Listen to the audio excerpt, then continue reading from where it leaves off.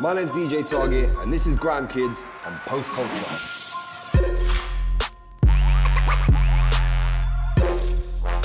So I'd like to introduce our very first guest to Grime Kids, episode 1. That's a man that needs no introduction, but I'm gonna give you one anyway.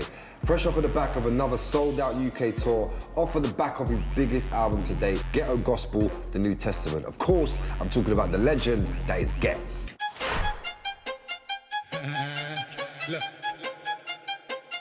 Who do I need to summons for this one?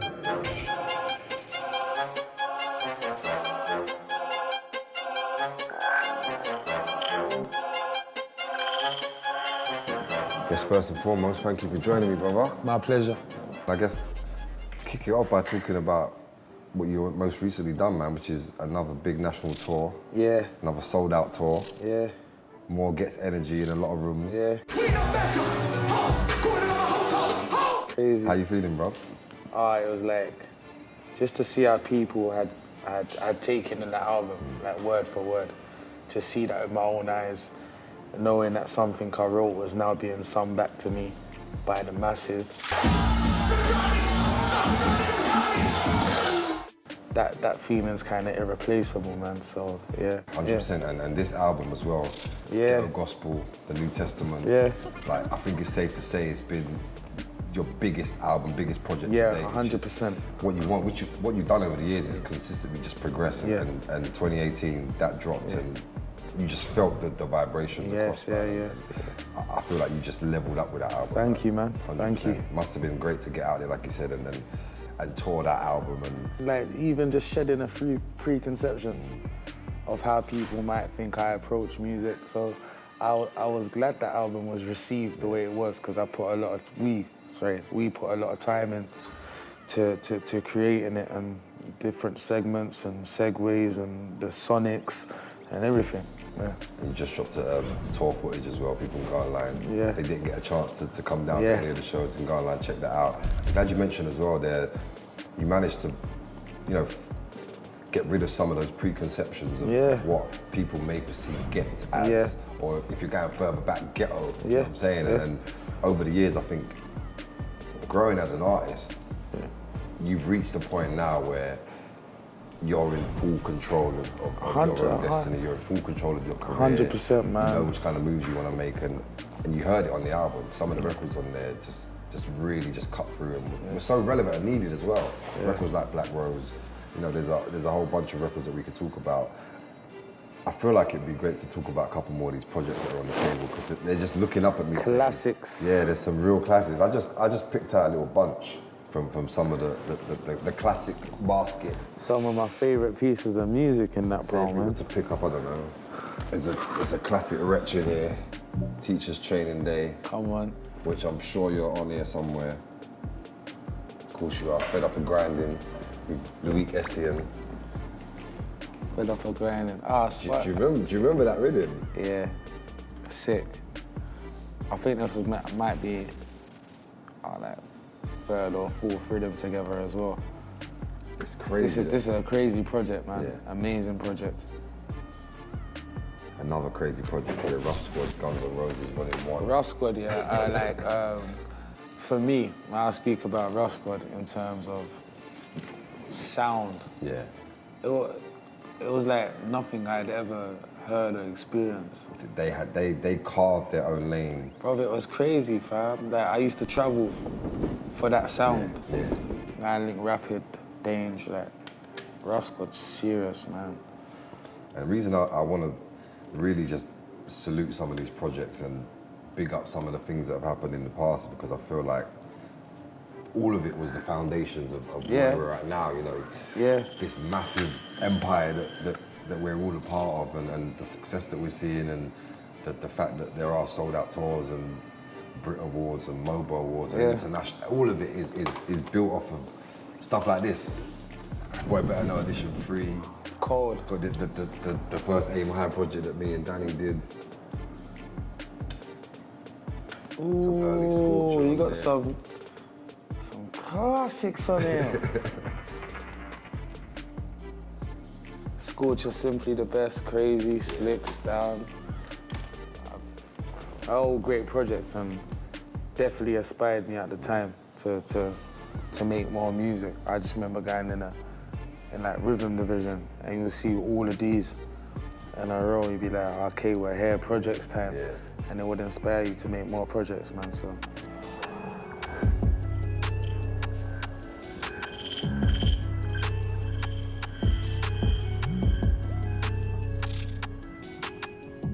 It's been such a big thing within the culture. Over the years, continues to be even bigger of an influence. It's fashion.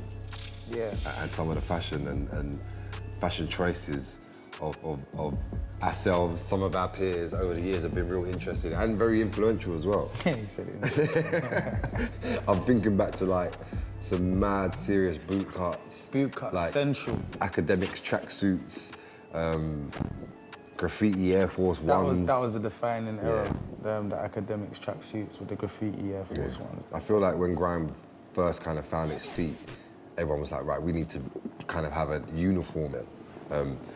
I just think the fashion has been so influential. Even today when you look around and the way that people dress and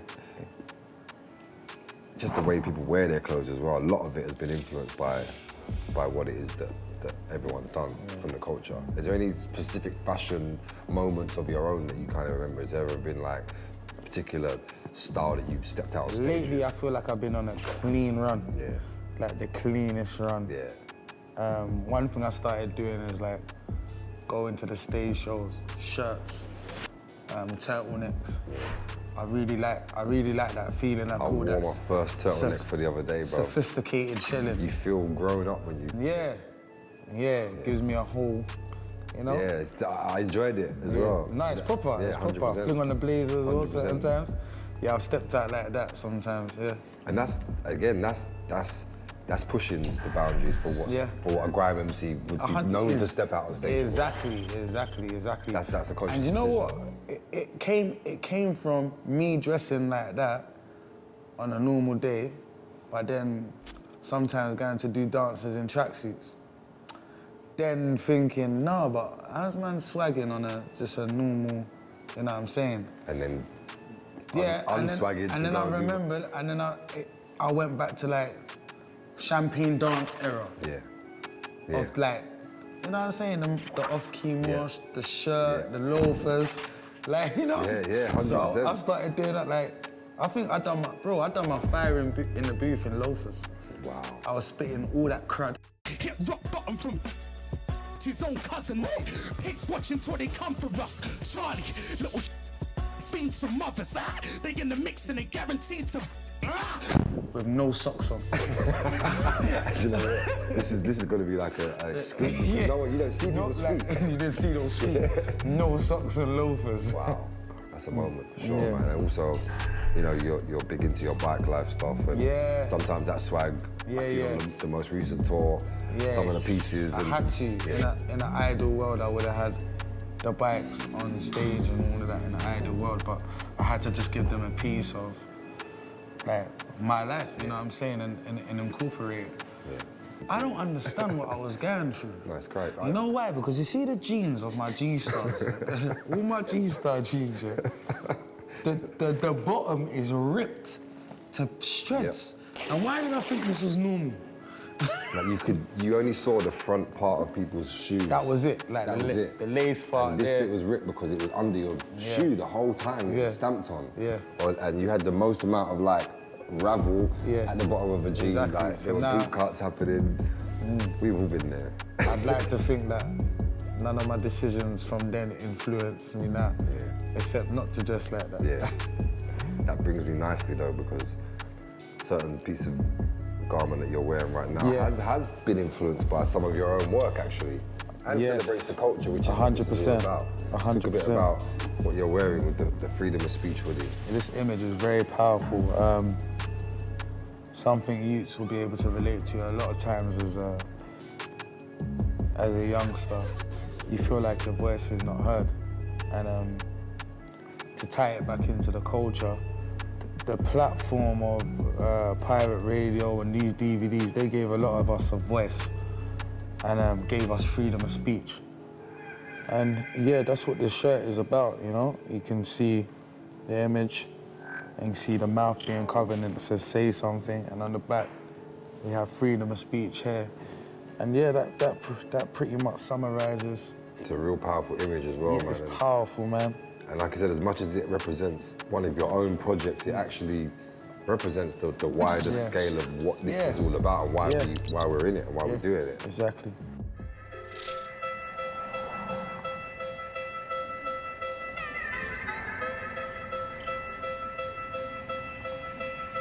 I can't sit here with you Of course not have a bit of a chat about Pirate Radio, because I know, just like me, Pirate Radio had such an impact, such an influence on. Loved Pirate Radio, man. At the time, I remember, like, you could be in your car in the ends. I'd be listening to radio, you're like, I'm this guy in there. And you'd be there in like 10 to 15 minutes. Like, those are the good times. People don't realise, like, you'd be in the area where the station was based. Yeah. And you knew which tower block Just it was. pull up. Yeah, and it was so organic and so instant. And literally some of our first superstars were trained and crafted and built in those 100%. hot, sweaty, sometimes smelly, dirty kitchens that we were broadcasting from. Definitely kitchens. Yeah.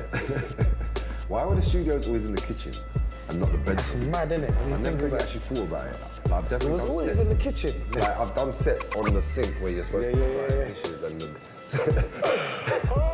I don't know why that even was, but there was a lot of kitchens. Enough kitchens. Yeah. We were cooking up though, to be Yeah, fair. man. It kind of makes sense.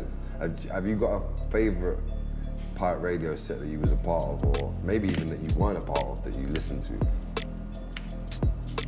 My favourite set that I weren't a part of, Nasty Roll Deep. Like before me, I always think it's the legendary. first time when you lot linked up on, the first one when you lot linked up on radio though. There's a couple other, like, I call them bespoke sets. Yeah. They're Like, kind of yeah, like they're one-offs. there's a like Nasty Crew Dizzy Rascal. Yeah. Nasty Crew Dirty Dogs. Yeah. Like there's tips, there's like a couple bespoke sets or that. like a couple birthday What bags. is- You know, yeah. There's always a birthday set. Yeah, Have, Jammer's birthday Jammer's set. birthday set. Yeah.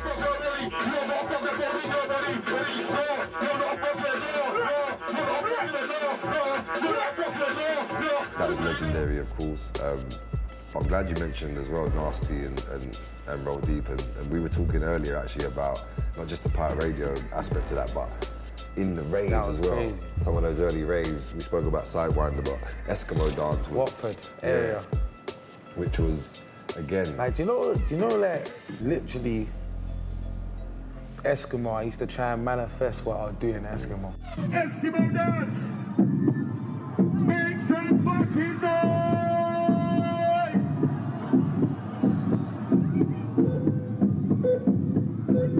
Who's ready? You know what his name is. Are you ready? Literally, I remember just sitting in my room and having them all on DVDs and being on tag at the time. And that's all I used to do. I used to be watching the Eskimos, and like, that was mad for me.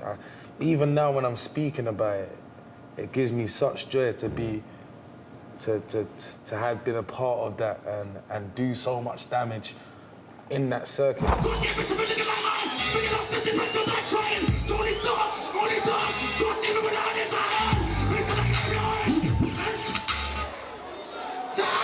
Because I literally just used to watch it over and over again and see what people used to do to it and just be gassed.